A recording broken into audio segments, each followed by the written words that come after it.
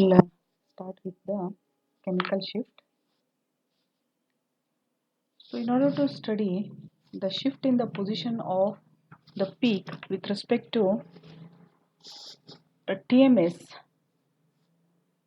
we shall now understand regarding the nature of the hydrogen atoms in a molecule.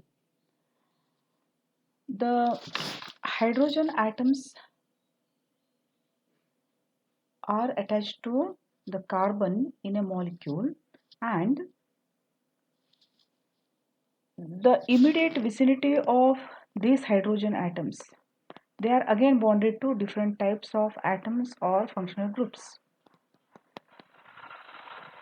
So the hydrogen atoms are called as equivalent hydrogen when they have a same chemical environment with respect to all the three hydrogen atoms which are attached here in this molecule. Similarly, this side also again there are three hydrogen atoms, which in turn this carbon is attached to the carbonyl group. Again it has the same functional group. Hence the type of the bond with respect to these six hydrogen atoms is the same. Hence they are called as the equivalent protons or equivalent hydrogen atoms.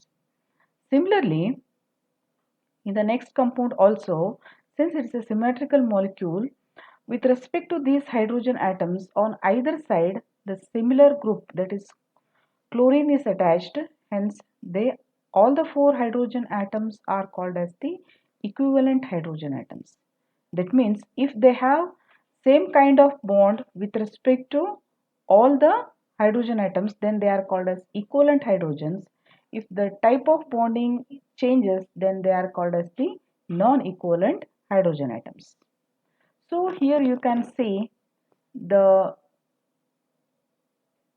different types of hydrogen atoms attached to the carbon. So this is a not a symmetrical molecule. Hence hydrogen is attached to carbon of the CH3, and also one more hydrogen is attached to this carbon atom. Hence this hydrogen again, which in turn attached to carbon, then this carbon has two electronegative atoms which are directly attached to it. Hence the nature of this hydrogen, the chemical environment around this hydrogen is totally different than these three hydrogen atoms which are attached to the carbon. Hence these three are called as the equivalent hydrogen atoms of one type, and this single hydrogen is again of different type. Hence this molecule has got two different types of the hydrogen atoms or protons. Hence for each kind of equivalent hydrogen atoms there is a one signal. Hence since there are two types of hydrogen atoms, here we will get a two signal. Similarly, in this cyclopentanone, this is a carbonyl group, functional group, and this is ortho position in which the hydrogen atoms are present. Hence, these two are called as equivalent protons, and this is meta position, and these two are called as again equivalent protons. And nature of equivalent proton is different from ortho position and meta position. Hence, for this molecule, two signals, two NMR signals are obtained, and similarly here we can see 1 and this is 2, and here this hydrogen is attached to carbon, and again there's electronegative atom. Hence this is again totally different type of hydrogen.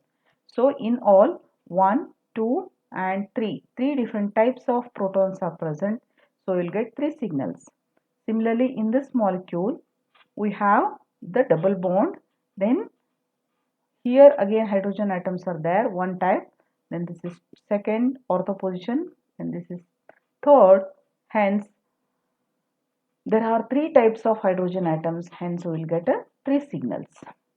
So depending on the type of equivalent hydrogen atoms, we will get that many number of signals in NMR spectra. So this is again an important observation to study the nature of the molecule. So the type of hydrogen atoms gives the idea regarding the structure of the molecule. Hence, by looking at the number of signals, we can see how many types of equivalent or non-equivalent protons are present in a molecule. Okay, then the chemical shift. So chemical shift is nothing but the shift in the position of the NMR peak with respect to TMS. This is tetramethyl silane. Hence, this is measured in part per million, and we have NMR spectrometers with a range 60 megahertz, the 100 or 300 megahertz machine, and when the capacity increases, the resolution of the spectra also becomes more. Hence, they are designed based on the demand. And the scale which is used to measure the position of the NMR signal is called as the delta scale. So, in this delta scale, the peak with respect to TMS is assigned a 0 value, and all other signals which are obtained for different molecules with respect to TMS occur in the left of the TMS signal, because as I told you, TMS has got 12 equivalent protons and its signal will be occurring at upfield. So its value is arbitrarily assigned as 0 value. With respect to this, the scale is divided into number of units.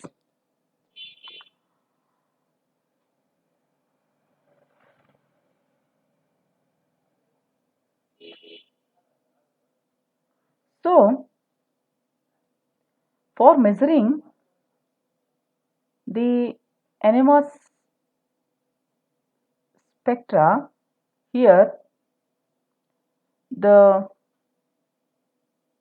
field strength that is chosen usually is 1.41 Tesla usually for hydrogen, and as the operating frequency increases, the field strength is also increased in order to get the NMR spectra.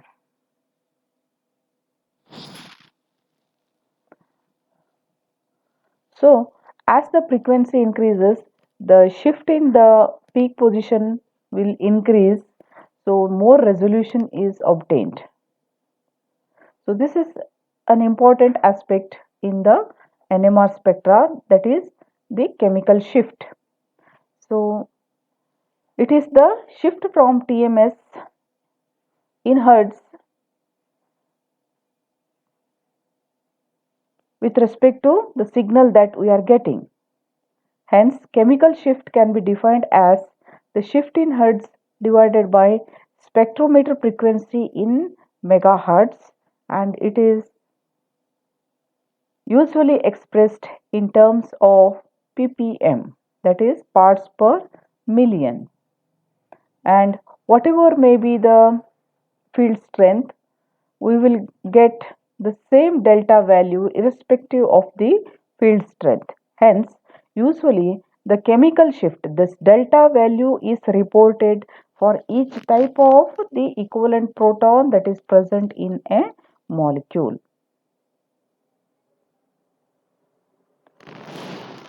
So, here is a scale which is used to measure the position of the NMR signal with respect to the TMS. So it is expressed in terms of parts per million, and 1 part per million of megahertz is equal to 1 megahertz equal to 10 to the power of 6 hertz. So this is the scale chosen to design the delta scale, and these are the probable positions where the signals are obtained for this kind of molecules. And you can see here for carboxylic acid, aldehydes, the signal will be highly in the downfield. So this is because these protons are more de-shielded, and the one which are more shielded, they occur in the upfield. So the position of the signal on the delta scale gives an idea regarding whether the proton is de-shielded or the shielded proton. So all the shielded protons will have a signal at upfield, that is they are having low delta value. If the delta value is less, that means that they are more shielded. Then if the delta value is more, then it's called as the more de-shielded. So the location of the signal gives an idea regarding whether the proton is shielded or de-shielded in a molecule. In other words, it refers to the chemical environment that is present with respect to these hydrogen atoms. Here, the electronegativity plays a very important role in the shielding and de-shielding of a particular proton. So if more electronegative atoms are there, they de-shield more and give larger shift values, means the delta value will be more for such kind of the atoms. If the electronegativity is less, then they are more shielded, hence their delta value will be less. So look at the values here. So for methane, it is attached to the carbon, delta value is 0.2. So in case of the same compound, when it is replaced by chlorine, it's an electronegative atom, hence the chemical environment for these protons changes and delta value see here. There's a higher value. As the higher value means if it moves to the left side, that means it is more de-shielded, because the electronegative chlorine atom here withdraws the electrons towards itself. Hence, the electron density around these protons decreases, and it means that they are more de-shielded. So, as there is a more replacement of chlorine atom, there is a increase in the delta value. So, they are more de-shielded, hence there is a increase in the chemical shift in the position of the signal with respect to the TMS.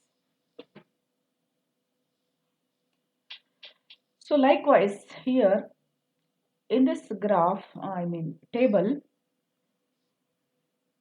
the delta values for different types of protons are given here, and based on that value we can analyze the nature of the proton present in a molecule.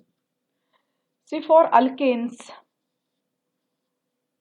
the saturated hydrocarbon, the signal will be more towards the TMS, hence its value is very less. So if you compare that with the aldehydes, see, the proton present here is in the aldehydic group, hence its delta value will be high. So as the de-shielding increases, the value of delta will be more. So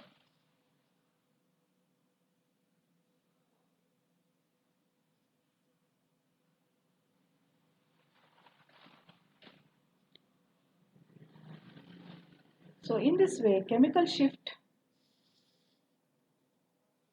gives an idea regarding the nature of the protons present in a molecule. So in case of hydrogen bonding, for OH and NH bond, the hydrogen bonding in concentrated solution deshields the proton because it's more electronegative. So signal is around 3.5 for NH and 4.5 for the OH.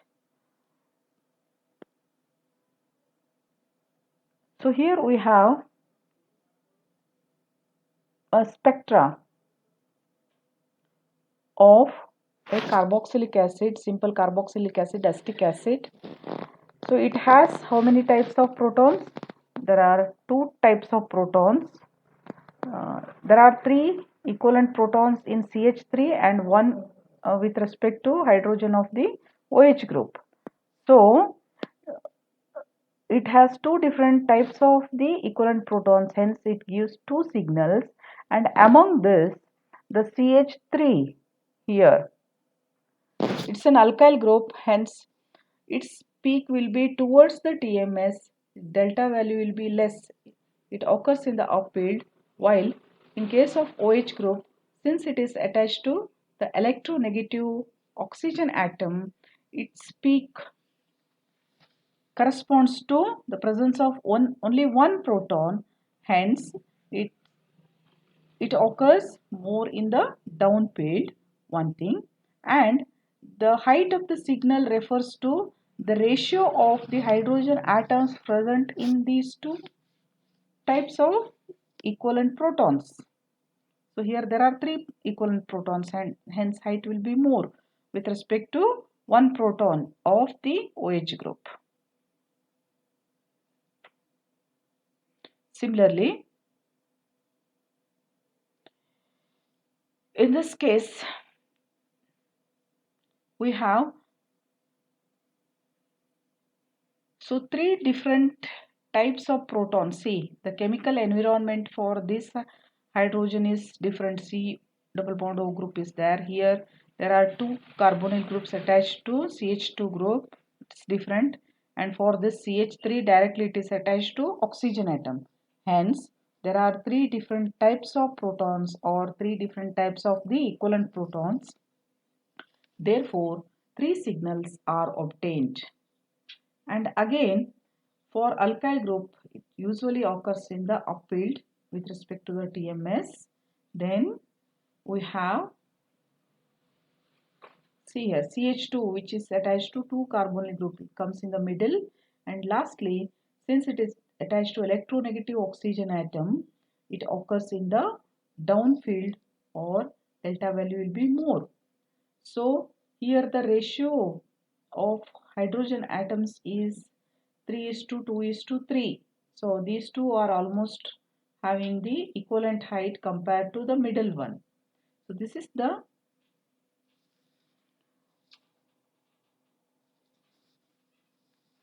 way how the analysis of signals are made with respect to the type of equivalent protons, and the shielding and deshielding determines the position of each signal with respect to TMS in NMR spectra. So,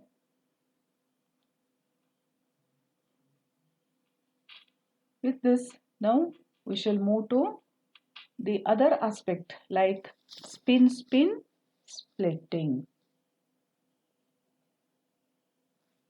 So, this I am taking in the next class.